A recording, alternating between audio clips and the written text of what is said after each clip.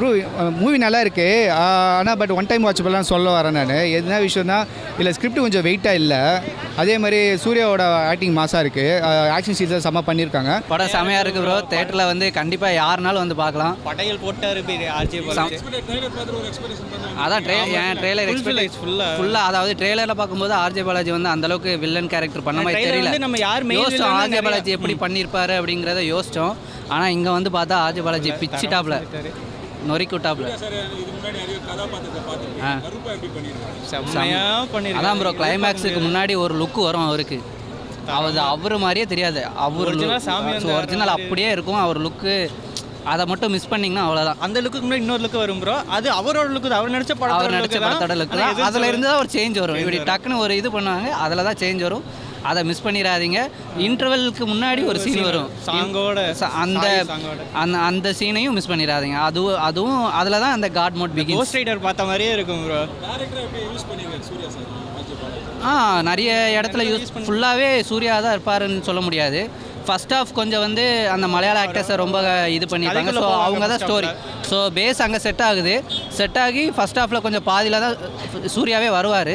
So அந்த இடத்துல தான் எங்கேயுமே வந்து லேக் இருக்காது. நமக்கு வந்து அவங்க ஸ்டோரி தேவையில்லாதது அப்படின்ட்டு எந்த இடத்துலையுமே சொல்ல முடியாது. ஸோ ஃபுல்லாகவே மட்டும் தான் அதிகமாக அங்கே தான். அதான் ப்ரோ இருக்குது. பிஜிஎம்மும் தரமாக பண்ணிட்டாப்புல.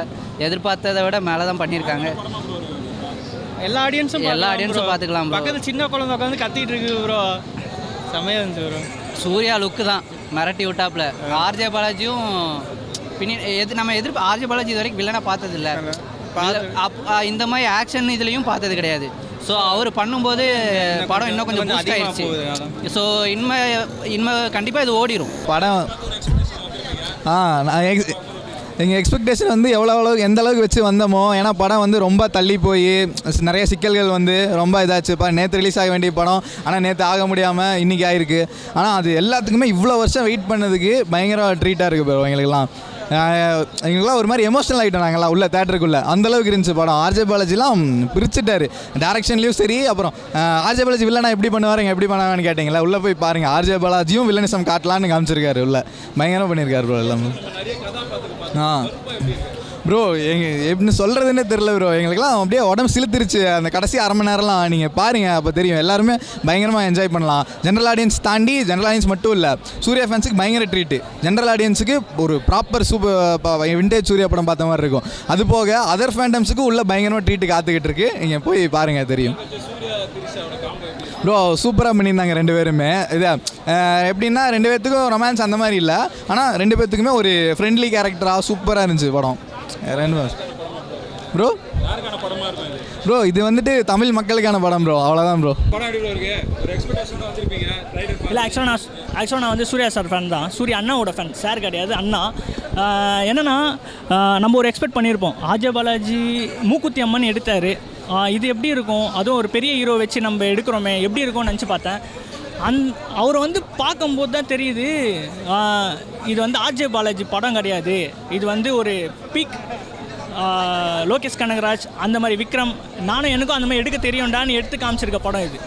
ஏன்னா வந்து பாருங்களேன், அவரோட ஆக்டிங்கும் சரி, காமெடி சென்ஸும் சரி, இதில் நடிச்சிருக்க எல்லாருமே பயங்கரமாக நடிச்சிருக்காங்க. காமெடி சென்ஸு, வில்லத்தனத்துலேயே காமெடி வந்து எஸ்ஜே சூர்யா பண்ணுவார். அது மாதிரி இவரும் பண்ணியிருக்காரு. வந்து பாருங்கள். இது மட்டும் இல்லாமல் சூர்யா சாரை டிஃப்ரெண்ட்டான அவதாரில் நீங்கள் பார்க்கலாம்.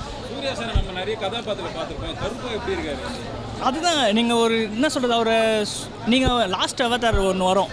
சூர்யா சார் நிறைய கெட்டப்பில் வருவார், நிறைய கேமியோஸ் இருக்குது. இது இல்லாமல் பார்ட் 2 லீடு வேறு கொடுத்துருக்காங்க. கருப்பு விசஸ் வெள்ளை சொல்லும் போது உங்களுக்கு கண்டிப்பாக கருப்பு விசஸ் வெள்ளைன்னா அரசியல், அதை பேஸ் பண்ணி ஒரு இது வருது. எல்கேஜி யூகேஜி வேறு வராரு இதில். தென் சூர்யா சாரோட அவதார் வந்து எல்லாத்துலேயுமே டிஃப்ரெண்ட்டாக இருக்கும்.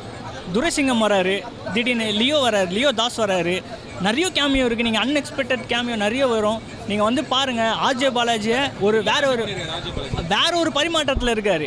அதுதான் அவர் பேசும்போது சில பேர் வந்து பார்த்தீங்கன்னா கமெண்டேட்டரில் தமிழ் கமெண்டரே காரி துப்பிட்டு இருக்காங்க. ஆனால் அந்த மனுஷன் வந்தால் 20 ஓவர் என்ன 50 ஓவர் வரைக்கும் நான் பார்ப்பேன். ஏன்னா சில பேர்கிட்ட தான் இந்த வசீகரம் இருக்கும், பேச்சிலே மயக்கிற வசீகரம். இந்த மனுஷன் இப்போ ஒரு சாமிக்கிட்ட நம்ம பேசுகிறது எப்படி பேசுவோம், டீசெண்டாக பேசுவோம்.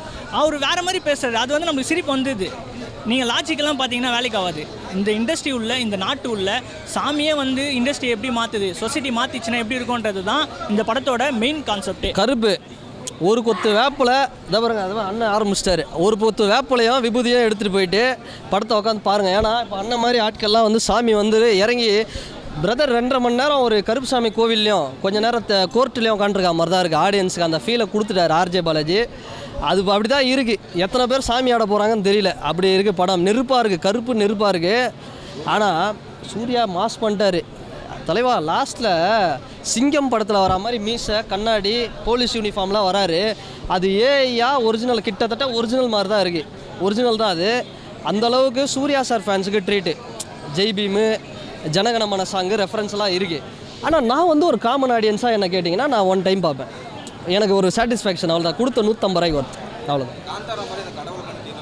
ட்ரை பண்ணியிருக்காங்க, காந்தாரா மாதிரி ட்ரை பண்ணியிருக்காங்க. கடைசியில் கார்த்தி சார் வந்து ஒரு கேமியோ ஒன்று பண்ணுறாரு. எல்லாமே சூப்பராக தான் இருக்குது.